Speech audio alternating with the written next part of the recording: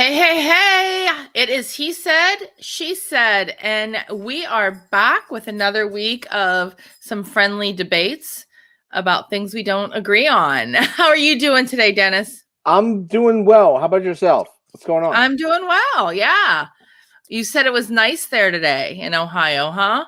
Senioritis is kicking in like when just I'm like a dog off a leash. Like the minute that the weather breaks, just took my dog Hooper for a little stroll and then realized that I had to be back obviously to get in the seat and get ready for He Said, She Said. But yeah, it's great out. It won't continue, but It won't? You think this is just short term? I mean, it's obviously, it's gonna dip again over the weekend, but it's all good. I'll take what I could get Yeah. now. Amen. Amen. I know. I get that spring fever bad every year where I'm just antsy and I'm like, I got to get out of this house. But it's nice here today, 75. So I think it's 75. I didn't check, but It's always sunny. usually most of the time it is. Yeah. No complaints. No complaints at all. So what do we got today? Today, oh wow, we're talking about a lot of things today, right? One thing is welcoming change or taking it too far. We're going to talk about Mr. Potato Head, Mr. and Mrs. Potato Head. Now, I know they went back, right? But we'll talk about our opinion of was it a good idea or not a good idea. We're going to talk about Burger King. I don't know. Did you see the tweet? I had to Google it, but you're going to have to tell me more about it because I was in the process of researching as you put that on the agenda. I gotcha. Well, we'll talk about that a little bit. Hopefully you could share the screen if you have a clipping of the actual tweet, or it was taken down. I know that. Yeah, they did take it down, but we can talk about that. Let's start, and then we have like some other conversations, right? We talk about competition and communication in the digital age, right? Texting, email, direct messaging, phone. Like, what do you prefer? Why not? But let's start with Mr. and Mrs. Potato Head. Now, this is what we talked about last week, and we kind of ended the show last week on Mr. and Mrs. Potato Head. And I said that I was not for the change. I didn't like going to just Potato Head. And you said that you were for the change. So why were you okay with going to no, that's Potato not Head? what I said. You know what? We have the video clip. It's on Facebook, YouTube. I said, here's what I said. Go ahead. I said, I love Mr. and Mrs. Potato Head. I think that they should remain. I think it was a huge blunder by Hasbro to pull that bait and switch with, we're just going to go Potato Head. Mm-hmm. But then they said, we're bringing it back. And at that point, I said, I think that there's nothing wrong with introducing a Potato Head to the family. Okay, so I remember that totally different. So I apologize. I'll have to watch that again. But I thought you were okay with just having a Potato Head and Mr. and Mrs. disappear. No. Just wait. I know you said that Toy Story and all that, there's so much tied into it that it would be a challenge. But I thought you were okay with just that. No, and when I said I think that they should introduce a Potato Head into the family, that's when you were like, no, I disagree with that. You're gonna have a Potato Head of a family of potato heads with nothing, just no right. No gender. Yeah, no. And so okay, so maybe I jumped the gun a little bit quick over there. I don't care if they have just potato heads, but because I didn't want Mr. and Mrs. to be pulled. I thought that was silliness. Yeah, it's lunacy. It really is. I mean, so let's talk about all this change that is happening, right? Dr. Seuss. I mean, Mr. and Mrs. Potato Head. Is it getting out of control? Are really up in arms about Dr. Seuss this week. Yeah. Last week it was the Potato Head. Yeah. I will tell you, like when I was a kid reading Dr. Seuss, and I've read Dr. Seuss to my boys. I think I bought like the whole collection, right? At some point. I love Dr. Seuss. Never did I look at anything or read it and think that I was saying something bad or that I was discriminating against somebody else in that. And I know that, and I can't, was it Mulberry Street, right? Was it Mulberry Street with the character who was Asian, who had slanty eyes and carrying a rice bowl, and that's why they were not doing that? I never looked at that as terrible, or I don't know. I hope somebody on here who is of Asian descent can come on and just say, yes, I was always very offended by that, or no, I wasn't. Well, you get into cancel culture and PC culture, right? And that's what we're really talking about as a whole. And it's always one thing kind of after the next, where Disney, actually, we just got back from Disney. So they shut down a ride in Frontierland because of there's a cry for offensive characters and behavior on the Frontierland ride. That's just you ride in the boat, you go down the hill, everybody gets splashed, you get off, and it's like, but they shut the ride down. Disney's actually redoing the ride after it's been there since the park opened because of this exact conversation. Just yesterday, we were on our way to baseball practice, and there's a furniture store that's going out of business. Okay. And they have Oriental rugs at 60% off. And they have multiple signs that say Oriental rug, Oriental rug, Oriental rug, Oriental rug. And I turned to my 11-year-old, and I was like, how long is it until they come after whoever they is to say, like, you can't say, isn't Oriental rug, like, is that the appropriate term? Why do we call it an Oriental rug? I don't know why right? So there's got to be a history behind it, but you know the term, right? I mean, it's like absolutely, yeah. Okay, so at what point is like somebody say like, well, that's not the politically correct way to describe that rug. Change the name. We don't like it. Or Cleveland Indians. So right now we're gonna be I'm going to spring training. So we're changing. I know, right? The name. We are though. We are a team. So yeah, so like you have all these things that have been created, and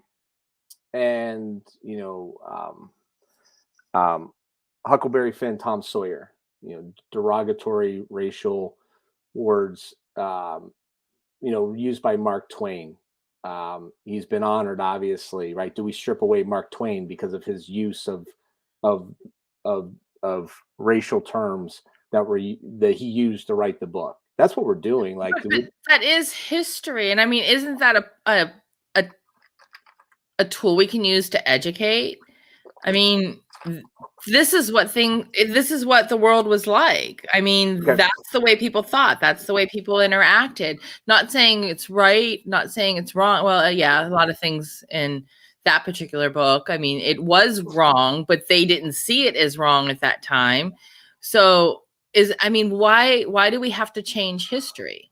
So what if the scenario was different in Dr. Seuss, and they had kind of the stereotypical Italian in Dr. Seuss, right? And here's what's funny. I left a bucket of baseballs at our indoor baseball facility, and I text somebody, and I was like, hey, I think I left my bucket of baseballs, which baseballs in Little League Baseball and travel baseball is like Bitcoin, like it's currency, gold. Right? Yeah. Right. It's currency. Gold. They're like, what's the bucket look like? I go, well, this is probably going to be the most stereotypical thing that you're ever going to hear me say, or it's going to happen. It's in a bucket, a Luva Bella wine bucket that we use to make wine. It's a 5-gallon bucket. And they started laughing. They're like, of course it is. Of course your buckets are a wine bucket, right? And I was like, I think it's funny. Yeah. I don't know. And I do try to think of that. I do try to say, what if, being 100% Italian, what if something was stereotypical, right?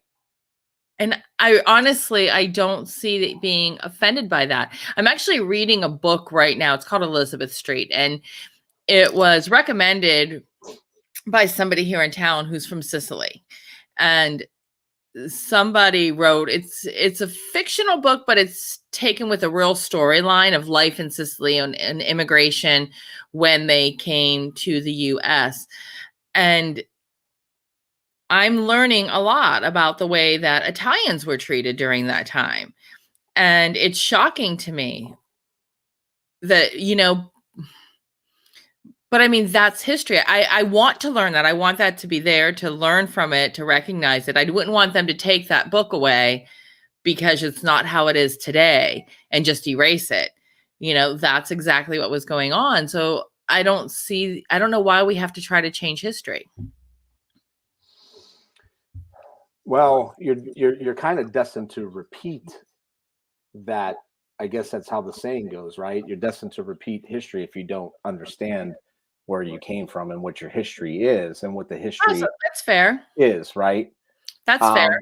I lived in a couple different cities, and inevitably I'd get the question a lot of times like, well, what are you? And I'm like, that's a weird question to ask me.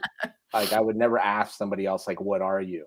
Really? I get that all the time. So I would say my ethnicity, and then I would say, they'd say, where are you from? And I tell them. And then, like, that came with a certain connotation, being an Italian guy from Youngstown, Ohio. And I happened to marry my wife, whose father was in construction. I had to overcome some obstacles along the way with what that meant to people outside the area. Right. But or in the area. Even in the area, I had to deal with obstacles even growing up because of that. I played a sport where growing up where I was a minority. I played basketball. Until I built up a reputation, guys were still playing in the parks. They were still playing outside. And then I was probably one of 3 white guys on my college basketball team. And so I learned like empathy from that. Yeah. Meaning that like I'd show up and no matter how good I was, somebody with familiarity was going to get picked before me until I got an opportunity to get on the court and show my medal. And a lot of times that was not based upon anything but familiarity with either the person they knew or the skin color. And I was always like the little white guy, right? Yeah. My college basketball team, I can remember very vividly where I was number 6 on the depth chart coming into camp. And by the time we had our first scrimmage, I was backing up a senior All-American. So I was going to be his backup. I worked my way through camp as a walk-on ahead of 5 other scholarship basketball players. And when it came time for the first scrimmage, the coach announced that they were taking me. And the locker room kind of became divided. And guys were like, he should be going. Other guys were like, he shouldn't be going. And there was an argument between 2 African-American basketball players on my team that were seniors. And they basically got down to the root of it. It was, you don't want him going because he's white. Mm-hmm. And what did the other one say? Was there truth to that or not? And immediately backed off. And he's like, because the other guy's like, he gives us the best chance to win. And so like, I can't ever walk in those shoes, but it helped me to gain some empathy. So when I see, and the reason I tell that story is because when I see somebody like that's pissed off in the Native American community, in the Asian community, that Dr. Seuss's books are derogatory. Crime is significantly up 20% in Los Angeles and New York on Asian Americans since COVID hit. So when you take a historic, are you saying, why did you mention Dr. Seuss and that in the same sentence? Are you blaming Dr. Seuss? No, but what I'm saying though is that, so when you look at a book that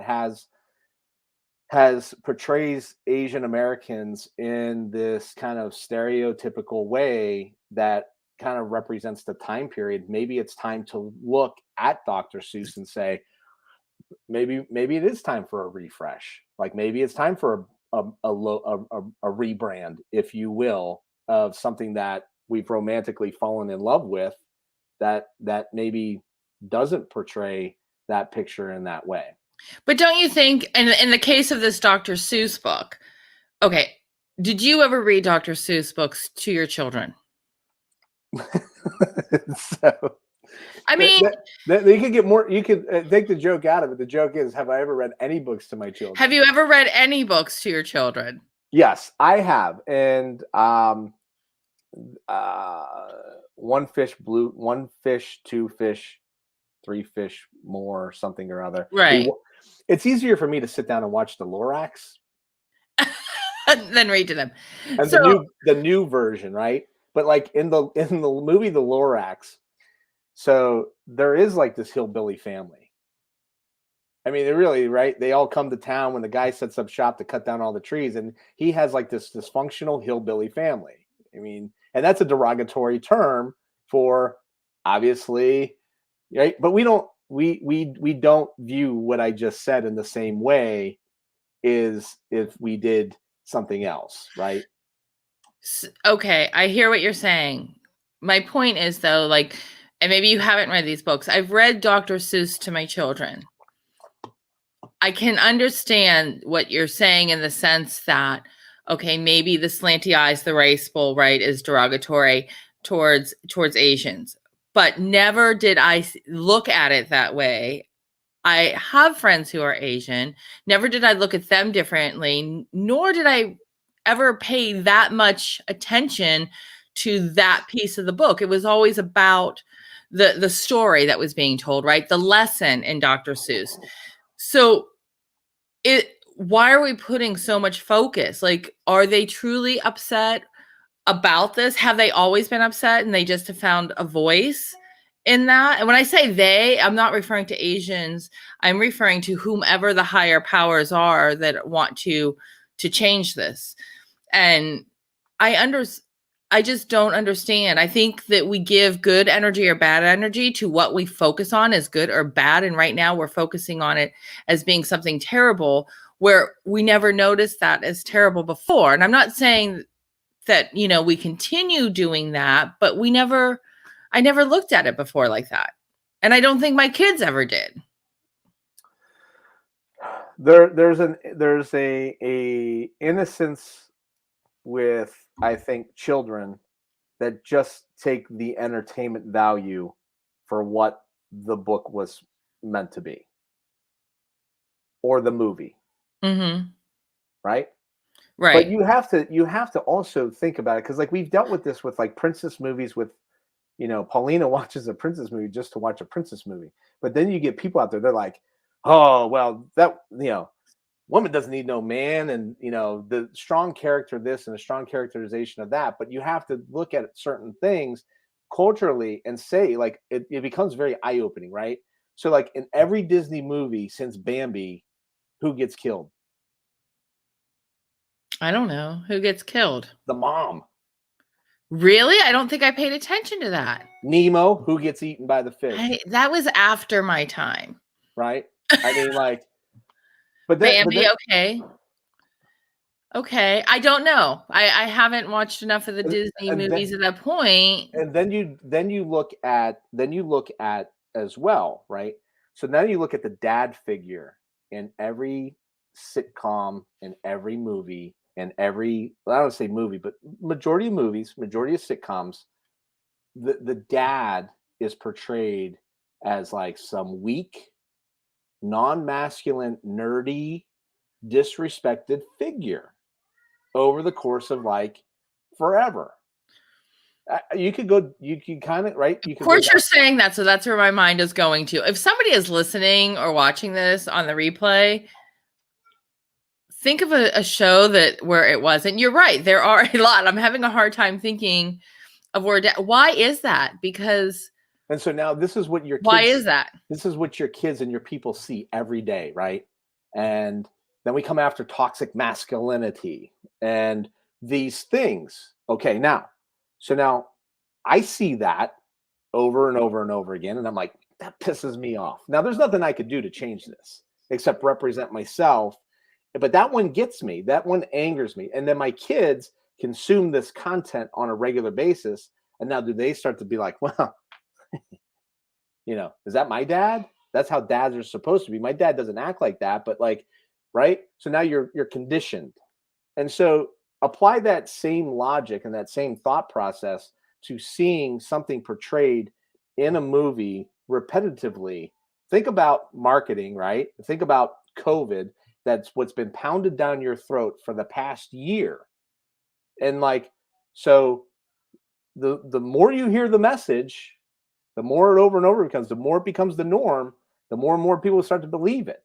So then when, like, okay, so yeah, so like I see an Asian person, what I think, squinty eyes, rice bowl. I'm like, huh, yeah. But you like an Asian might see it and be like, yeah, that's like, Make it possible. I don't care. Give it. I mean, I hear what you're saying, and honestly, I'm trying to think, and I'm thinking of like Arnold Schwarzenegger movies or shows that he did, and I had a neighbor in Columbus, and I was making sauce on a Sunday. Not actually, I'm surprised it wasn't a Saturday. Maybe I was making sauce on a Saturday to eat it on a Sunday, right? And I get a knock at the door. I got a mutt bean over my shoulder. I got the wooden spoon, and I have on the magical guinea tea, right? The Hanes. Yep. Okay. I go to the door, not even thinking about it. I'm just like, oh, somebody's here. They probably smell the pasta sauce outside. They want to come in, right? I opened the door, and my friend's wife that was coming over to, I don't know, borrow something was like, and it's like, it's true. It's true. It's like we sit around and talk about what you do when you're at home, and it's true. You are making pasta sauce, and you do have spaghetti sauce on your, on your shirt. And Jimmy called me, and he's like, dude, he's like, that is the funniest thing. I like, he's like, I envisioned this in my house, and then my wife comes to the house, and it's all true. And I'm like, thank God, right? And I'm okay with it, but like other people aren't okay with that. I guess, and but you have to admit, I don't right? fully understand it. Like I know that Mr. Potato Head was trying to get rid of, or Potato Head, Hasbro, get rid of Mr. and Mrs. Potato Head to make everybody feel welcomed. But I don't think, I'm glad that they changed their mind. I'm glad that they feel it's not necessary. I don't know who wouldn't feel welcomed. Well, here's where I have the issue is that I think that their stance backfired, and they didn't do it because of the social consciousness that they think they have as a company. I think it has everything to do with the $1 billion Disney machine. That how all of a sudden now do you take them out of the Pixar movies? How do you take them out of Disney, the theme parks? How do you reverse that course at this point for a huge money machine? And so, we kind of got into kind of the cancel culture gender thing, and kind of the transition it is that, I made a joke last week is that when I was coming out of playing college basketball in 1995, the WNBA was just starting up. And I thought to myself for just a split second, you know what? I bet I could make a WNBA team and pull down $100,000 a year playing professional basketball. Well, you wouldn't be the first to think of that or attempt it. So now we saw, I think South Dakota intervened in the federal law about the gender equality, transgender able to play a female sport. South Dakota passed a bill this past week saying that they will not allow transgenders to compete in an opposite sex sport. I think that's good. I think that's how it should be. Now, a few years ago, there was a young lady. She was pitching for a team that made Williamsport in the Little League World Series. She was 12. I think she's actually played college basketball at Connecticut. So she's like the real deal athlete, right? She stepped across as a female and played a male sport. We've seen last year a young lady made the first field goal in a major Division I college football game for Missouri. Boys and girls are like wrestling right now in like wrestling tournaments, right? And that's Mhm. a tough pill for like a little 10-year-old boy to swallow that he got beat by a girl that's typically more physically, mature at 10 than most boys, right? Right. So are we mad because a guy that identifies as a transgender can go play a female sport and it's an unfair advantage, but you can't do it the other way around? No, I'm not. I don't say that we can't do it the other way around. I think what the difference is that if you have a female trying out for the NFL, Okay. okay, maybe to be a kicker, maybe to be a linebacker, I don't know, right? They're going in there as a female. Whether you want to admit it or not, men and women, we are built differently. We're men are typically stronger than women, not in every case, right? But we're different. We are absolutely different. So if a female goes in and wants to try out for the NFL, they know it's a female and they're gonna go by her abilities and make that decision. If a female, and I apologize, I don't know all the right terms, is trans and becomes a male, and I know I get it reversed on what it's called, Okay. but and poses as a male and tries out, right? Then it's disguised, right? It's not really who they were born to be. I mean, it's still on ability, but I just don't think it's right because men are typically stronger than women. I mean, why not create another sport? Like, I mean, another division. Well, it's good that you could get away with saying that, and then if I say it, like, kind of comes off completely different, What do you right? mean? Why? Why If would I'm it? like men are stronger than women, you know what I mean? No, I know, no, but no, no, no. But it- you physically are. I mean, in most cases, you guys sure. are stronger. I distill a lot of conversations down to my own backyard. Like I'm struggling with the stimulus package because of what they're putting into it and what they're not putting into it. So $300 billion is going towards getting schools back up and running when a lot of schools are, and not $1 has been allocated towards uh, keeping schools safe. Mass shootings have died because of COVID, right? And all of our politicians basically, when you look at the riot or the insurrection, a bunch of people stormed the Capitol, took it over with nothing, no guns, no weapons, right? I mean, like maybe a couple sticks. But yet, the minute that the politicians are under duress, we have a big fence around the Capitol. We have security out the wazoo. We've got metal detectors. But yet, we have mass shootings that have been going on since Columbine in 1998.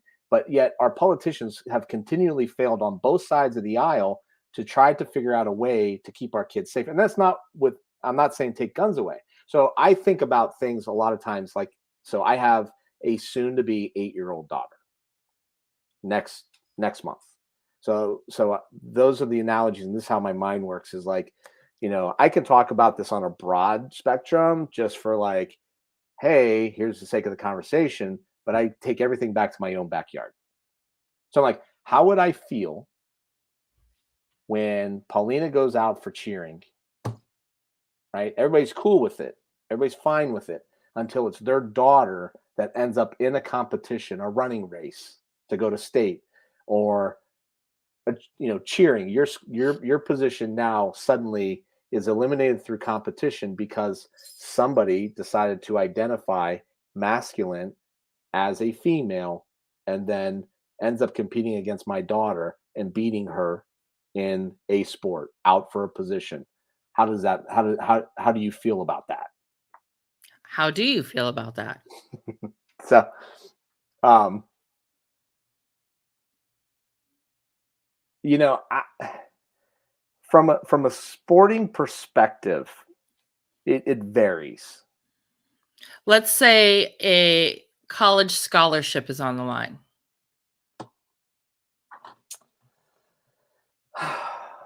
Yeah, I mean, it's got to leave a bad taste in your mouth because there's already girls that are already reporting like their scholarship was lost to somebody in that exact situation.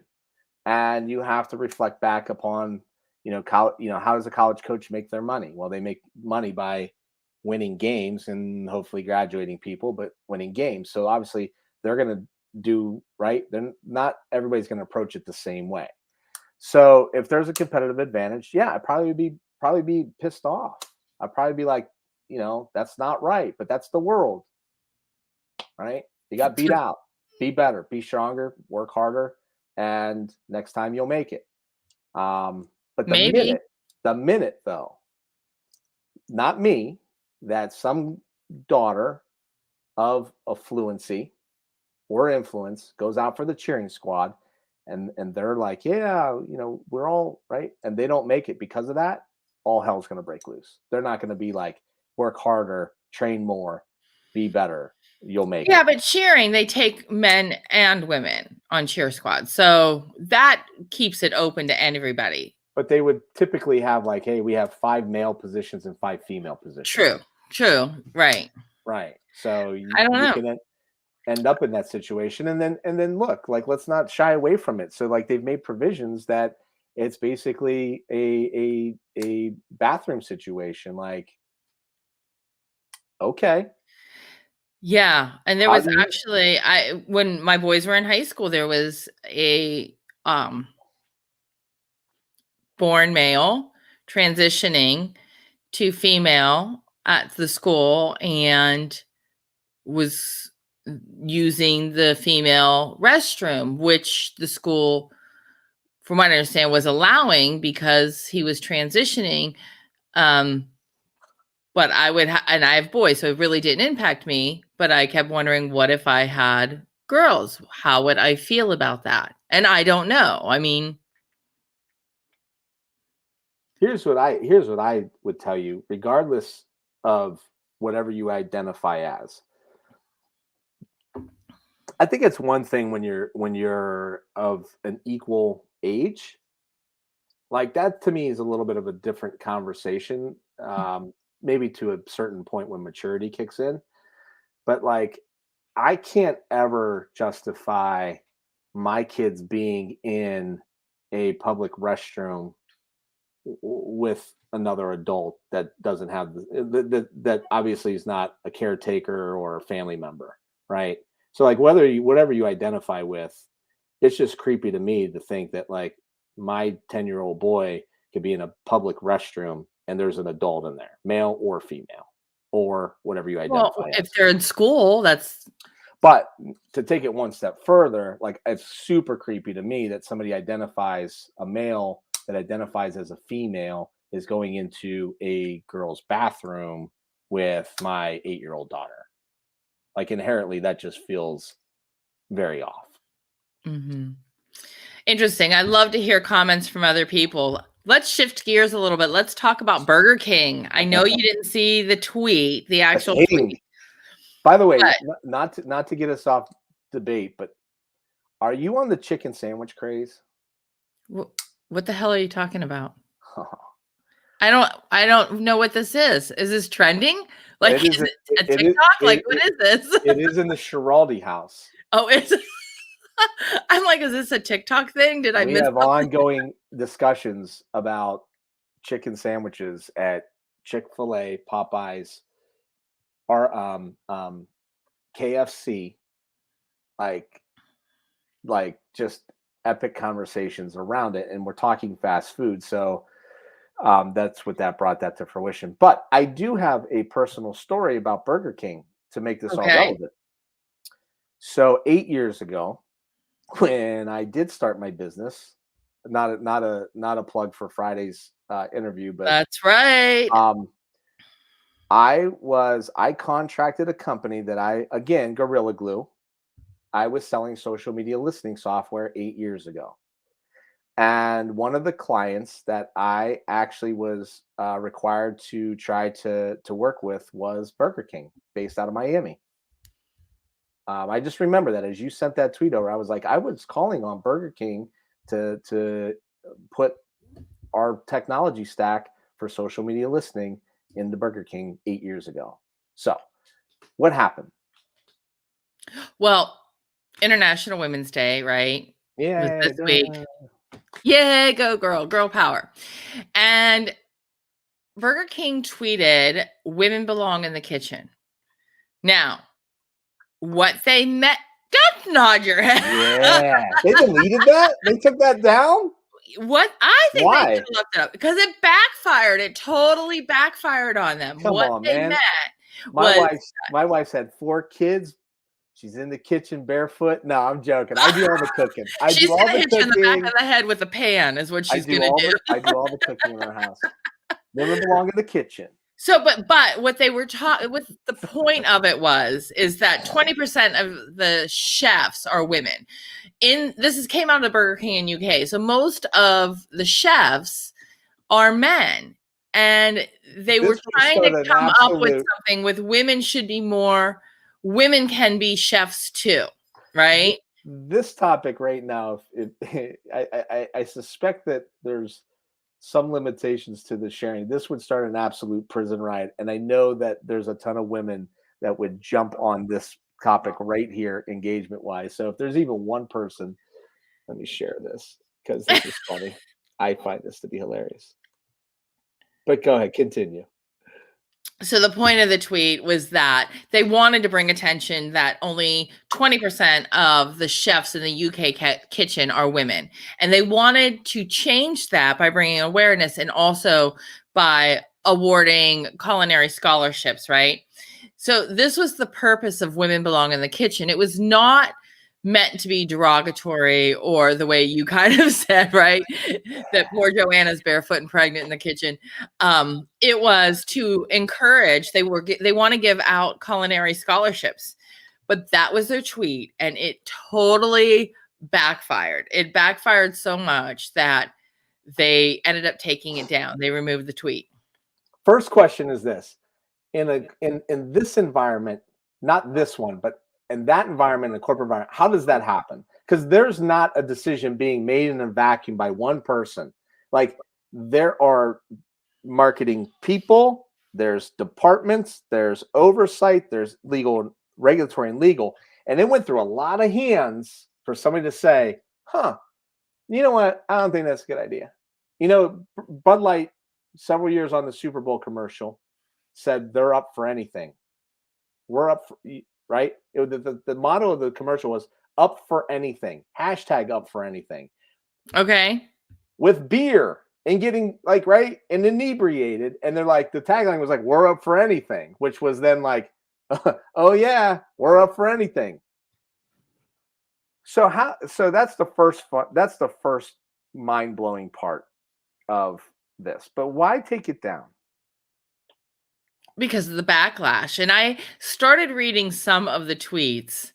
I wanted to read more to see what people were actually saying, but from what I gathered from the tweets that I saw is that they were saying that this was in a sense like harassment, like it was derogatory towards women. What is it? You know what? So I don't think so. Okay, because I know how Burger King and Wendy's are, right? Burger King, Wendy's, like there's some really good Twitter sites, like businesses out there that they are just cocky, but they're funny and they're good and they get engagement. So initially when I saw that tweet, and I wish I had gone back immediately, but I couldn't because I was scrolling, but I was like, oh, I wonder what this is about. That was my initial response. Like, what are they doing? Because Burger King, to me, I clearly know that they would not tweet something like women belong in the kitchen and say that in a derogatory way. Neither would Wendy's, right? But they have this witty sarcasm about the way they tweet that I just found funny. And I'm like, why are we so sensitive all the time? Like, it'd be good to know if like a woman came up with that or a man came up with that. But if I'm curious, you know, I think that, you know, if like, again, like if I thought you were going to say, yeah, you're offended by it and this and that, and then it's an easy conversation to say, yeah, no, it wasn't. And you could see how people would feel about Dr. Seuss, right? But right. I mean, so true, good point. I'm not offended, but you're not offended by it. Here's my bigger issue. So I don't believe in days.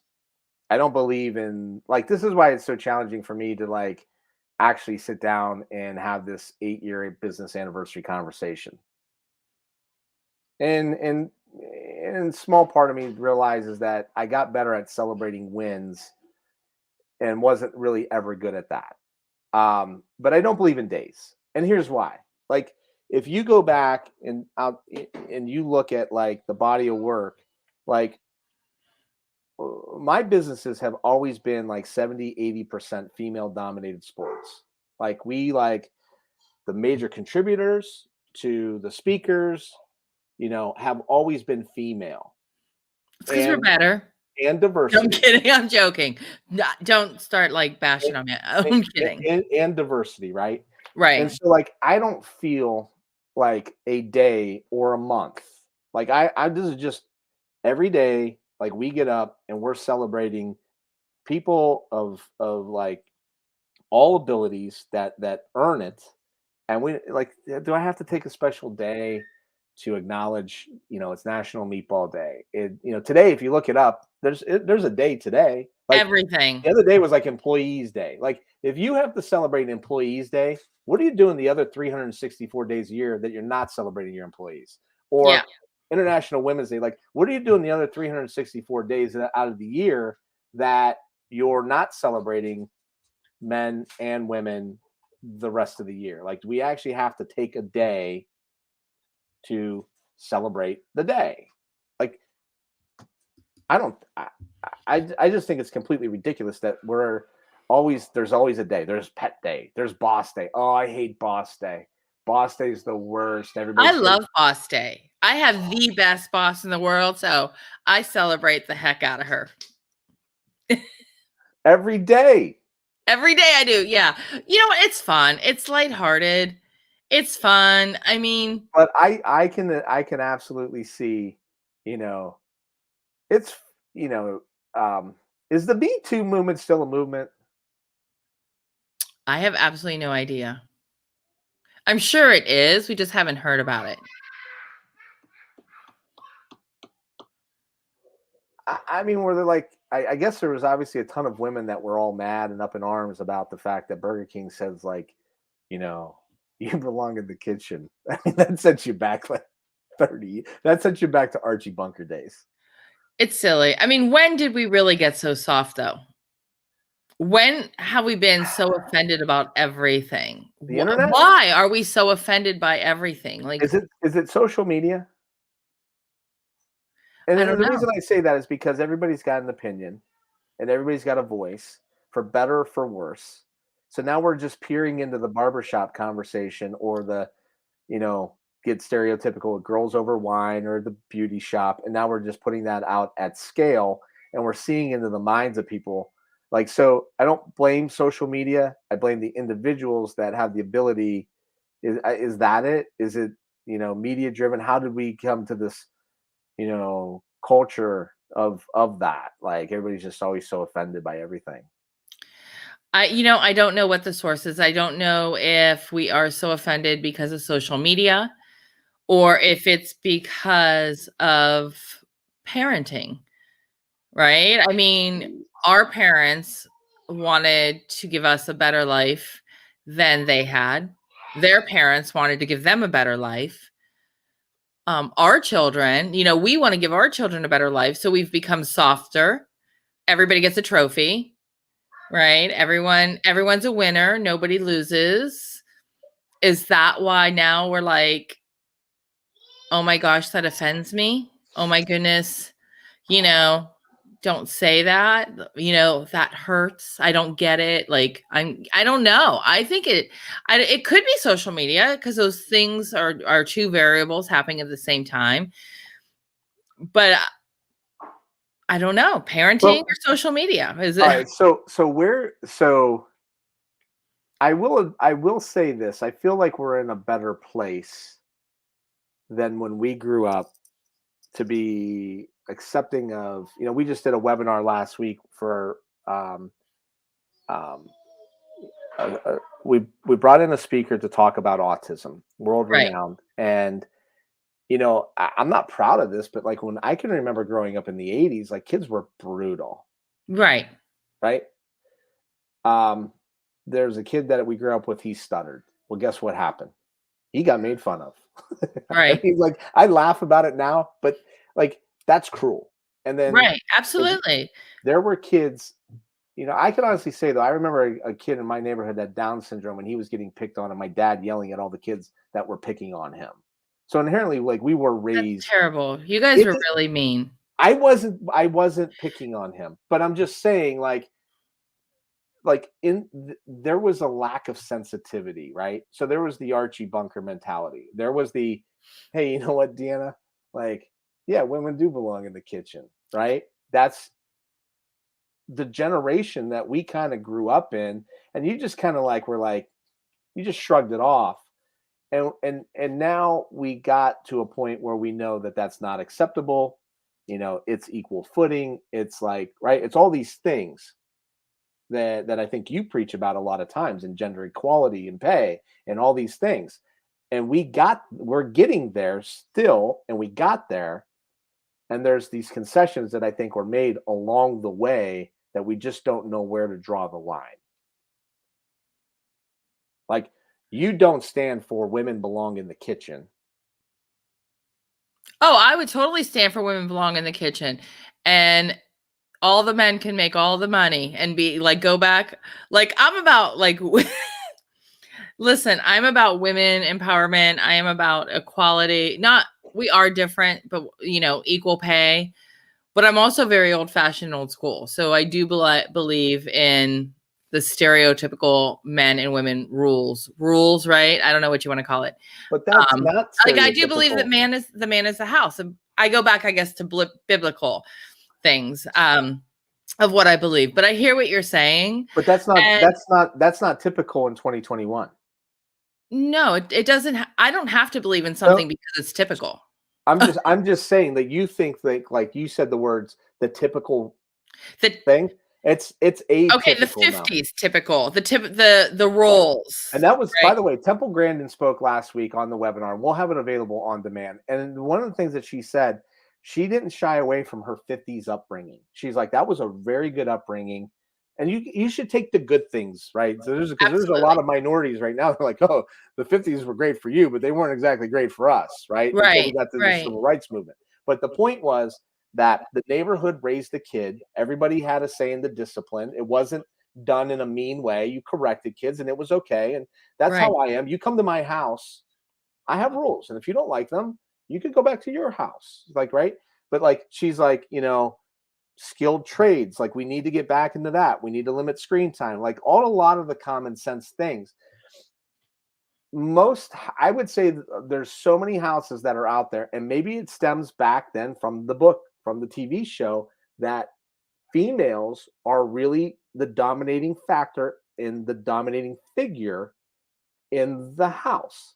And Mhm. now I'd like to think that we have in our house a very equal dominating factor, but we're also very old school traditional in the sense that we made a conscious decision, whether that means that we have one car now, we take less vacations or sometimes none, that Joanna was going to be the home taker, Right. provide for the kids. Very difficult job, by the way, Absolutely, right? absolutely. And we won't know some of her successes until 10 years down the road, right? Right. Like, were our kids productive or are they not productive? And I was like, I'll take on whatever burden responsibilities I have to obviously be the father figure, but then also go out and be the money earner as well. And well, that's how we work, and that's what works for us. That's Right. not typical.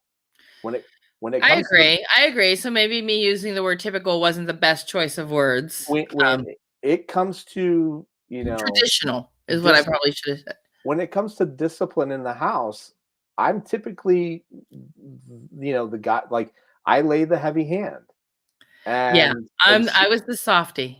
she doesn't get involved or in the way.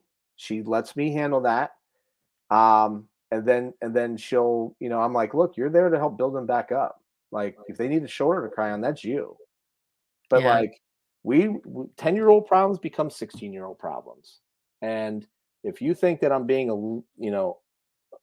little too strict now, you'll thank me when they're 16. And the same note, they can always come and talk to you about these things, right? And so I don't know, like I don't know when is it employment? So there was a point in time. Now my mom worked when we were growing up, but as more females entered the workforce, maybe people getting married later in life, that helped then to create this environment that I don't know. Maybe they're two separate subjects too. Like maybe there's two separate subjects of like when did we become so soft, and then when did we lose the kind of the traditional family base, and maybe they don't even have anything to do with each other. Yeah, I don't know. I would be curious to hear others' opinions on that, because I think we have gotten very soft, easily offended as a society. And I don't know why that is. I have no idea why that is. We were at the conference 2 years ago, and a person that I think we mutually know was giving a talk on employing millennials, which is obviously always a hot topic. And now we're getting into the Gen Z conversations as well. And there were two people that identify as millennials in the audience, and they were like so offended by the conversation. Like it was like over the top. Why? Oh. Why? What were they offended about? We hurt their fragile egos of like, and I've teached. So good thing I'm a college professor. So I've taught for the past 5 years. And it's amazing. The majority of the kids, and it's not it is a generation gap, but the sense of entitlement, and I don't think it's my age showing, but the sense of entitlement. I got a kid. I'm an easy A. I know I'm an easy A. I tell the students I'm an easy A, but a kid got a D. Wow. And he says, did he just not show up? No, it's the opposite. He did show up. He says, I should have got an A because I did show up for all your classes. He wanted a participation grade. I was like, you were here, but you didn't turn one thing in like the entire semester. And that required, you didn't turn anything in and still got a D? I go, there's paperwork that you got to fill out for an F. So I mean, like, he got the attendance grade, right? He got the attendance portion. But it was like, dude, I wanted you to write one blog, rehab your LinkedIn profile, which benefits you, not me, and like one other thing. And like, you did none of it. He's like, yeah, but I showed up. And it's like, that's a participation grade. And so, maybe that's the problem there. Everyone gets a trophy. Michael, I'm very inspired that he wants to start his grass cutting business. He's got to start door knocking and execute. And I think he will. And he'll make $20 a lawn, maybe 30 if he's lucky, if he negotiates and gets lucky. But most parents in this day and age look at that $20 or that $30 and say, you know what? I make pretty good money. And you know what? It's just easier for me to say, here's your $20, right? Like, why do you want to go? What's $20? And they become disconnected to all that, right? Like, I hear you. And I do think that there are, unfortunately, and I'm going to ramble, and some of this may not make sense, but as we're talking, it's maybe that as women start working, traditional roles have been blurred, and it's easier to put your child in front of a computer screen, a mobile device screen. It's easier to give them a trophy so that everybody wins than to deal with actually being a parent and going. It's not easy to discipline. It's not easy to, make sure that your child knows that there are consequences for actions. That's hard. It's hard as a parent, right? When we have to come down on our own child. And it's a hard lesson for them to know. So a lot of parents, I think, they just tiptoe around it because they don't want to deal with it. And so you're right. They probably do give them, here's the $20 because I don't want to tote you around. I don't want you to ruin my lawnmower. I don't want, what if you met, I don't want to do, I'm too busy. I can't be there. Whatever the excuse is, right? Maybe that's the source of it. Sadly enough, and one of the things that I thought about, just a simple kids grass cutting business, I was like, do I need to go out and get him insurance? Yeah. Because we live in such a litigious environment. It's not like old school. 1985, I'm cutting 5 lawns a week in Louisville, Ohio. And that never a thought to anyone at all, right? Yeah. I just don't. We just recently flipped 3 baseball bats on Facebook to buy a new bat, and we made enough money from flipping the 3 bats to buy the new bat. Okay. And my son's very involved in that, right? It's not like could I went out and just bought. I think I actually did go out and buy the bat before the 3rd bat was sold. Okay. But he's aware of like how much that bat cost. He's aware of like what I flipped the 3 bats for. He helped, pack them up. Like, because I think that we wait too long. I think people wait too long to explain the value of things because they don't want kids to be involved in the money conversation in the house. Like, he needs to understand what the value of that bat is, how we got that bat, how long it takes dad to make that much money to buy that bat. Yeah, we sold 1 bat for $30. And people would be like, what's $30? Well, when you sell 3 bats, that $30 accommodated for 25-30% of the purchase of that new bat. Yeah. And by the way, Chief, you make like $10 an hour. So do you know how many hours you'd have to work to buy that bat on your own? And he's like, he does the math and he's like, how long is that? I'm like, well, think about school. Like, you would have had to go to school an entire week in order to be able to make that money. And he's like, I don't know. Like, hopefully I don't know. And that's when my son became a bookie in 5th grade. Did I ever tell you that story? No, but 5th grade. I've got a 1 o'clock meeting that I've got to drop for, and I would love to hear about that story.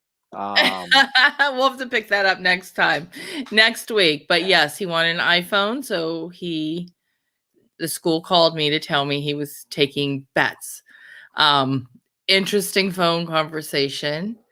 Interesting time. Luckily, he stopped. Well, I hope he stopped, but nothing wrong with an enterprising young man. I was impressed. I asked questions and I could share those. And to be honest with you, instead of being really mad at him, I did discipline in the sense of you cannot take bets in 5th grade. You can't take kids' money. But as a parent, I was like, the thought process behind it was impressive. I don't know. We went to Sam's Club. We bought a box of candy, and Michael went and flipped it back at school. Mm-hmm. And by the end of the first day, he had 2 kids selling candy for him. And then right? So I can't remember if the school was pissed or whatever it was, but I was like, this is better than his J Junior Achievement assignment. I was like, it's real life stuff. But let's wrap it up there. We can finish this conversation next week on He Said, She Said. Oh, and catch us Friday. Today's what, Wednesday. Friday, catch on Dennis's page. 11 a.m. 11 a.m. My Oprah Winfrey. New Year Live. We are celebrating 8 years of Dennis being in business. I am going to be his Oprah. I cannot wait to interview him and talk about what it's like. Huh? Barbara Walters, maybe. I don't care who I am. I just have to be an amazing host. You're going to do great. No, but I'm super excited to celebrate you and 8 years. So I will be asking Dennis all sorts of questions about what it was like for these past 8 years, the successes, the failures, you name it. I'm going to ask it. If you want me to ask him something specific, just comment in the comments below or DM me, and I will be sure to hit them with those questions. So anyhow, Dennis, I will see you Friday at 11 a.m. on your platform. So thanks everybody for joining in. We will catch you next week. Bye.